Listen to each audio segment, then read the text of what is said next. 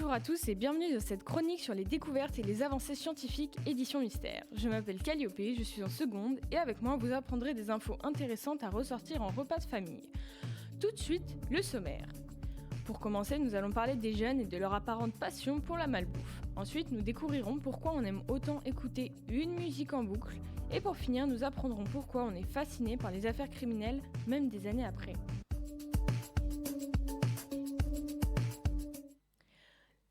Les jeunes mangent-ils vraiment trop de malbouffe ? Ah, les jeunes et la malbouffe, une grande histoire d'amour, un peu comme Roméo et Juliette, sauf qu'ici Juliette s'appelle Cheeseburger et Roméo trempe ses frites dans un milkshake. Mais est-ce vrai qu'ils en mangent plus que leurs parents ? Spoiler alerte, c'est plus compliqué que ça.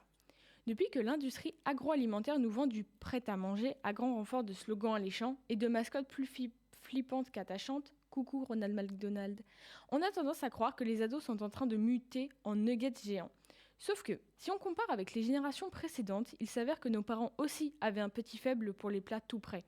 Simplement, à leur époque, ça s'appelait la révolution industrielle de l'alimentaire et pas la flemme d'éplucher une carotte. Alors oui, les jeunes sont exposés aux aliments ultra transformés, mais en vrai, ils n'en consomment pas forcément plus que leurs parents au même âge.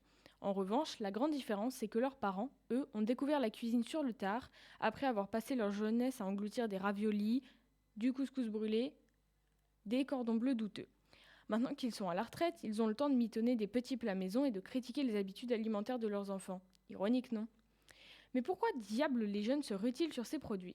Eh bien pour la même raison qui fait qu'on regarde des vidéos de chats à 3h du matin. Parce que c'est accessible, rapide et conçu pour qu'on en redemande. Les industriels sont malins. Ils ont troqué les pubs à la télé contre des influenceurs sur TikTok qui croquent dans des burgers avec une passion digne d'un premier amour. Et en prime, ils jouent sur la nostalgie.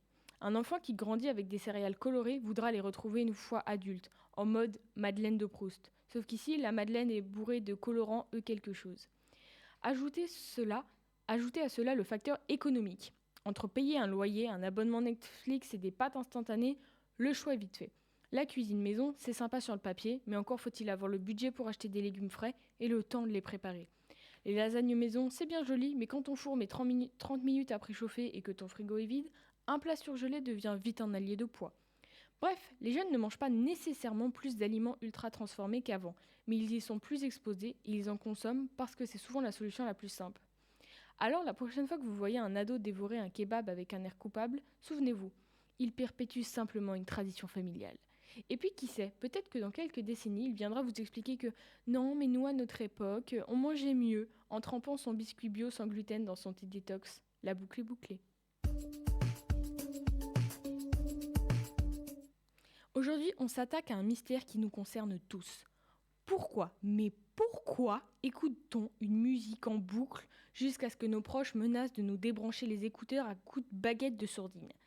Eh bien, rassurez-vous, ce n'est pas juste une manie bizarre. C'est prouvé par la science. Voici les 3 raisons pour lesquelles notre cerveau adore mettre Céline Dion ou Bella Ciao en replay jusqu'à l'épuisement neuronal. Raison numéro 1. Notre cerveau aime les schémas prévisibles. Et oui, notre cerveau, c'est un peu comme un vieux chat. Il aime ses petites habitudes. D'après une étude très sérieuse menée par des chercheurs du Michigan, qui ont sûrement écouté Bohemian Rhapsody 200 fois pour valider leur hypothèse, 60% des gens relancent leur chanson préférée immédiatement après qu'elle soit terminée. Pourquoi ? Parce que la musique répétitive, c'est rassurant. Un peu comme regarder son 12e épisode de la même série en mode réconfort. Sauf que là, c'est une mélodie entêtante et des paroles qu'on connaît par cœur. Raison numéro 2. La dopamine, notre drogue musicale préférée. Écouter un bon son en boucle, c'est un shoot de bonheur garanti. Quand on appuie sur repeat, notre cerveau libère de la dopamine, ce petit neurotransmetteur responsable du plaisir. Autrement dit, c'est un câlin chimique qui passe par les oreilles. Résultat, on devient littéralement accro à notre chanson fétiche. Désolé pour votre entourage, vos enfants, qui subissent votre période Teddy Swims ou votre phobie de changer de playlist. Raison numéro 3, la musique c'est notre psy pas cher. On ne va pas se mentir, parfois quand on écoute une chanson en boucle pour une bonne raison, c'est la seule chose qui comprend nos émotions. En pleine rupture amoureuse, hop, une session Adèle en boucle. En mode nostalgie de l'été dernier, allez, Despacito, juste une dernière fois. Et puis encore une, et encore une, et encore une. Bref, écouter un morceau en boucle, ce n'est pas juste une lubie, c'est un moyen de digérer nos émotions. Moralité, la prochaine fois qu'on vous reproche d'écouter la même chanson 500 fois, répondez que vous faites de la, je cite, Neurothérapie sonore, ma fille. Ça claque, non? Allez, on se retrouve demain pour une nouvelle chronique et en attendant, moi je vais relancer mon morceau préféré pour la 248e fois aujourd'hui. Aujourd'hui, on va parler d'un phénomène qui nous passionne tous au point de binge-watcher des documents Netflix jusqu'à 3h du matin, les affaires criminelles. Pourquoi est-ce qu'on aime tant suivre des histoires sordides qui nous concernent absolument pas? Eh bien, attachez vos ceintures, on va décortiquer cette fascination un brin glauque en 3 raisons. Raison numéro 1. C'est effrayant, mais ça nous rassure quand même. Oui, c'est paradoxal. D'un côté, on regarde ces affaires en disant « Mon Dieu, c'est horrible !» Et de l'autre, on est bien content d'être bien au chaud chez nous, loin de tout ça. Un peu comme quand on ralentit sur l'autoroute pour se jeter un accident. Sauf que là, c'est sur une chaîne info en continu avec des reconstitutions en images de synthèse douteuses. Il faut bien avouer qu'entendre « l'assassin est toujours en fuite » juste avant d'aller se coucher, c'est toujours un excellent moyen d'activer notre imagination et de vérifier 3 fois si la porte est bien fermée. Raison numéro 2. Le crime, c'est comme une enquête interactive, mais sans effort. Soyons honnêtes, qui n'a jamais essayé de deviner qui a tué avant la fin de Faites entrer l'accusé?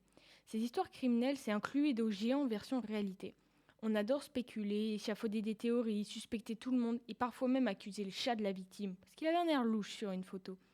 D'ailleurs, avec toutes ces séries et ces podcasts criminels, on est persuadé qu'on pourrait devenir expert en profiling. On s'imagine déjà dans un commissariat en train de pointer un suspect du doigt en criant « J'ai trouvé !» Sauf qu'en réalité, on a juste regardé trop de séries policières. Raison numéro 3, on adore les interdits, mais de loin. Soyons clairs, on ne deviendra pas des serial killers pour autant. Enfin, j'espère. Mais on a toujours une petite fascination pour la transgression, pour le « et si ». On explore nos pires craintes sans jamais franchir la ligne. C'est un peu comme manger un piment super fort. On sait que ça va brûler, mais on y retourne quand même.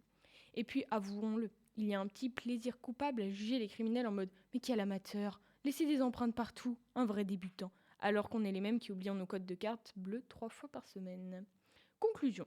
Les affaires criminelles, c'est un peu comme une série dont la fin n'est jamais totalement écrite. Et ça, notre cerveau adore. C'est du frisson sans danger, du mystère sans conséquence et un sujet de conversation intarissable pour les dîners entre amis ou en famille.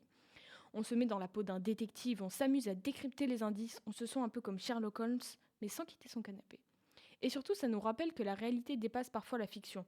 Et puis, il faut le dire, certaines affaires sont tellement improbables qu'elles nous fascinent comme un bon scénario de polar, sauf que là, c'est bien réel. On se retrouve à débattre pendant des heures sur des affaires vieilles de 20 ans, persuadés qu'on a trouvé l'élément manquant, alors que les enquêteurs, eux, rament depuis des décennies. Alors la prochaine fois que vous enchaînez 3 épisodes de True Crime en une soirée, dites à vos proches que ce n'est pas du voyeurisme, mais une réflexion sociologique de haut niveau. Et en attendant, ne laissez jamais traîner de traces ADN. On ne sait jamais. Pour la semaine prochaine, je vous propose une édition sur le diktat de la beauté des hommes, le sommeil des femmes et l'heure d'été. Merci de m'avoir écouté sur Delta FM 90.2. Et si vous voulez retrouver cette émission, c'est en podcast sur le site lp2i.radio-delta.fr et à la semaine prochaine pour de nouvelles découvertes.